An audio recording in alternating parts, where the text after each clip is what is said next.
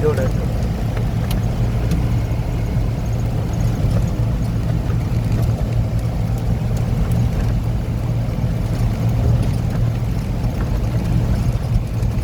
Mumbai coastal road Nariman point.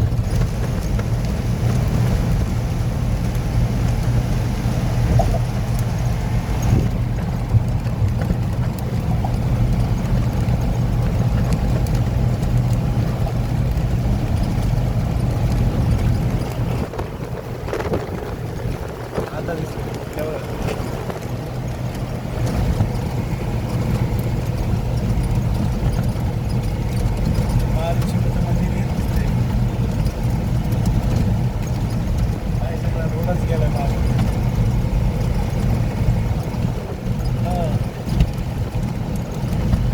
आपण बघू शकतो हे मुंबई कोस्टल रोड सुरू होत आहे.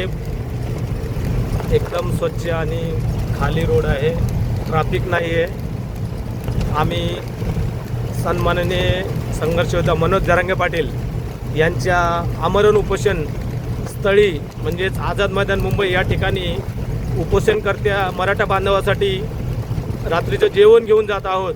आणि आता आपण बघू शकतोय आपण मुंबईच्या कोस्टल रोडवर आहेत. आता समोर आपण भुयारी मार्गाने म्हणजे समुद्राखालून जो रोड बनवला आहे त्या रोड खालून जाणार आहोत थोड्याच वेळात.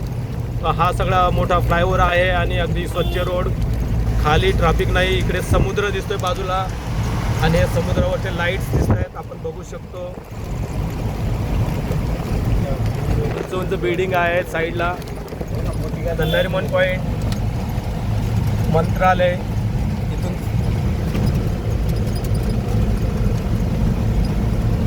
जाईल का? जाऊ दे.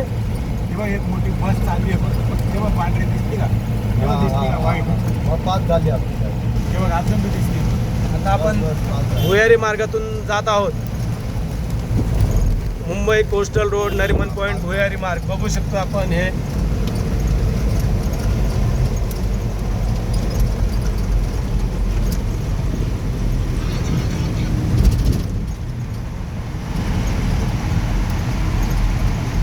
कार लेन, इमर्जन्सी बस लेन.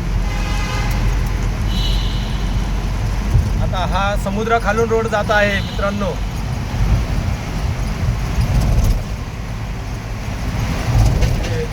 आता आपल्या वरती समुद्र आहे, अरबी महासागर आहे.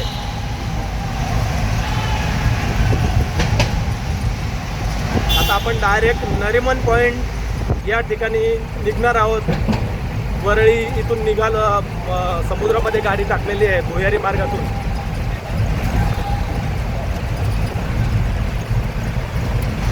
हा संपूर्ण भुयारी रोड आहे.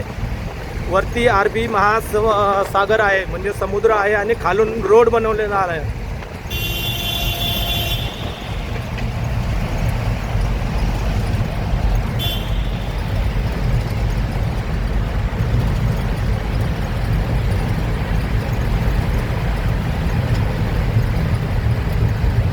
साधारण 13 किलोमीटरचा भुयारी मार्ग आहे.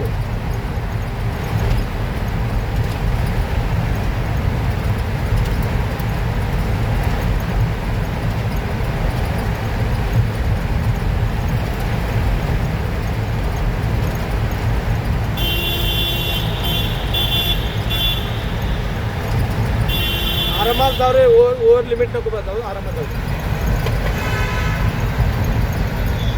पोलीस फाईन मारतो तुझ्या गाडीच्या नंबरला. 60 वरती राहायला पाहिजे. 60 वर आहे ना, मग काय हरकत नाही. 60 वरतीच पाहिजे. 60 किलोमीटर ताशी हवर या स्पीडने आपण गाडी या भुयारी मार्गातून चालवू शकतो. समुद्र खालून हा रोड आहे पूर्णपणे.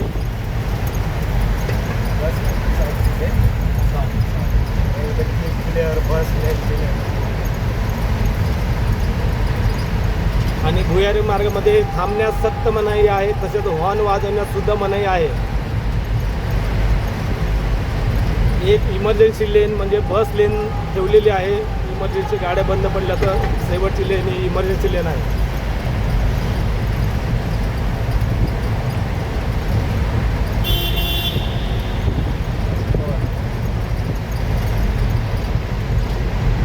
पुरा मोठं गरम गरम हो नाही ना.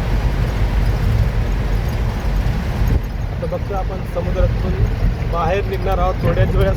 नरिमन पॉईंट मुंबई या ठिकाणी आणि तिथून डायरेक्ट मनोजदादा जरांगे पाटील यांच्या आझाद मैदान येथील उपोषणस्थळी जाणार आहोत.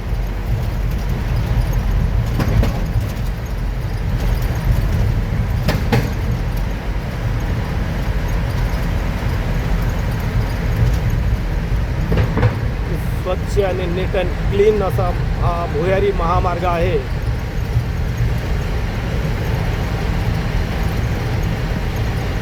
साधारण 2 तासाची वेळेची बचत झाली आहे. आम्ही बाहेरच्या रोडने गेलो असतो 2 तास ट्रॅफिकमध्ये अडकलो असतो, परंतु भुयारी मार्गाने चालल्यामुळे डायरेक्ट 2 तास वेळेची बचत होऊन आम्ही नरिमन पॉईंट या ठिकाणी निघत आहोत. बघतो आपण आता भुयारी मार्ग संपत आलेला आहे.